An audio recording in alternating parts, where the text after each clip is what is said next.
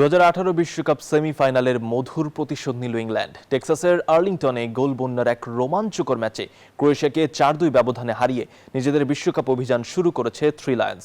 Harry কেইনের জোড়া গোল, Jude Bellingham ও রাশফোর্ডের নান্দনিক ফিনিশিংয়ে জয় পায় ইংলিশরা।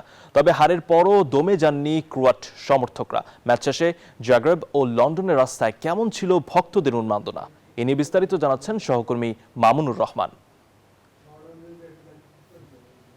সালের মস্কোর সেই বিষাদমাখা স্মৃতির এক মধুর প্রতিশোধ। 8 বছর আগে লুঝনিকি স্টেডিয়ামে সেমিফাইনালের মঞ্চে ইংল্যান্ডের সোনালী স্বপ্ন ধূলিসাৎ করে দিয়েছিল ক্রোয়েশিয়া। তবে এবার আর থ্রি লায়ন্সদের স্বপ্ন ভঙ্গ নয়, বরং ক্রোয়েশিয়াকে 4-2 গোলে উড়িয়ে দিয়ে গ্রুপ এলে থ্রি লায়ন্সদের বিশ্বকাপ অভিযান শুরু হলো এক মহাকাব্যিক জয়ে। সেই সাথে আটলান্টিকের এপারে লন্ডনের বুকে আছড়ে পড়ল আনন্দের এক বাঁধ ভাঙা সুনামি। খেলোয়াড়দের মানসিকতা ও মান দেখে আমি মুগ্ধ।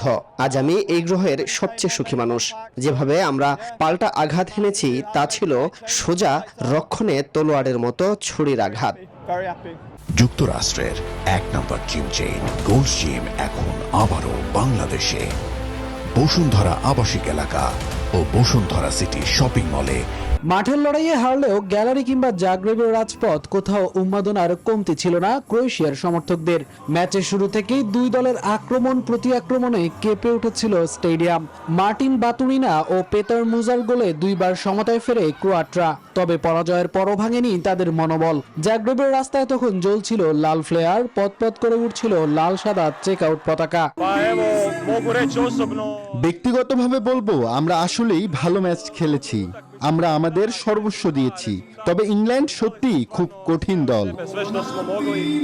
কিন্তু ম্যাচের ভাগ্য বদলে যায় বিরতির পর। জুডো বেলিংহামের একক নৈপুণ্যে করা জাদুকরী গোল এবং শেষ মুহূর্তে মার্কাস রাশফোর্ডের নিখুঁত ফিনিশিংয়ে 4-2 ব্যবধানে জয় নিশ্চিত করে ইংল্যান্ড। ম্যাচ শেষে লন্ডনের রাজপথ রূপ নেয় উৎসবের নগরীতে।